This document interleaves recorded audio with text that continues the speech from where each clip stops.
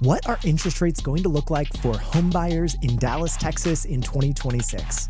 That's the question everyone's asking. I've got a slide I brought for you today to show you what the interest rates look like in 2025 and how they changed month over month. The general trend was downward. So we saw that in the height of February or January of 2025, they were peaking above 7%, 7.1 on average. And then we saw them trend downward until at the end of the year, I saw clients getting below 6% with really good credit. Also, there are options to buy down, but I'm not even taking into consideration the buy down situations. We're just looking at what the average rate that people got was. So if we're seeing them in the low sixes and high fives, that means that the purchasing power of the average buyer across 2025 went up by 11%. Let me put that into perspective. The same payment that you were getting for a $500,000 house now allows you to get a $555,000 house. That really changes things in the scope of being able to afford a home. The other thing that changes during that time is the prices. And we know that in general, prices were flat year over year. Some stats say that 2025, they were down 0.1% in Dallas or in Texas, except that doesn't necessarily show you the seasonal changes. Like we saw from January to February or January to July, prices going up 5 or 10%. And then we saw from July to December, depending on the area, prices going down 5 to 10%. So if you were buying in December, you were getting a better price than the people that bought in May, June, and July of 2025, which meant that your purchasing power might have even been multiplied if you bought in November, December. Now, I don't think that purchasing power window is over. I think January, February, March is going to be a great time to buy. There's general trend in the interest rates to go down, and prices have not started to increase for the spring market yet. So for buyers that are thinking about buying this spring, it should be a good time to buy. They should be able to take advantage of the double affordability bonus. One, the interest rates are lower, and two,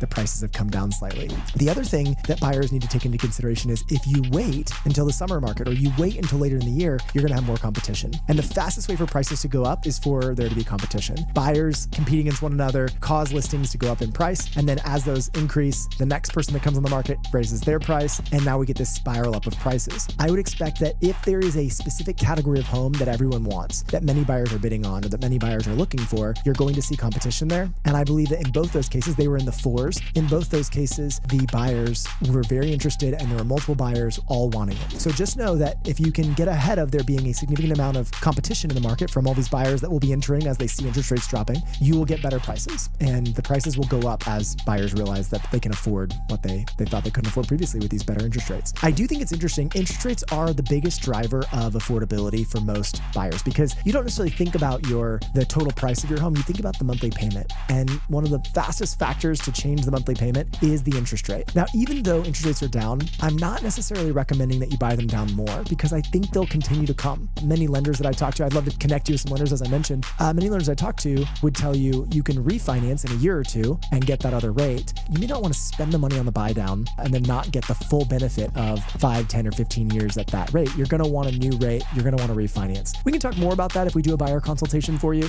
but I just wanted to give you that thought. Now, if you need any help, whether it's looking to buy a home in Dallas, or the surrounding suburbs, or if you want to talk to one of our preferred lenders, or you just want more stats like this, you can reach out to us via text 972-677-3991.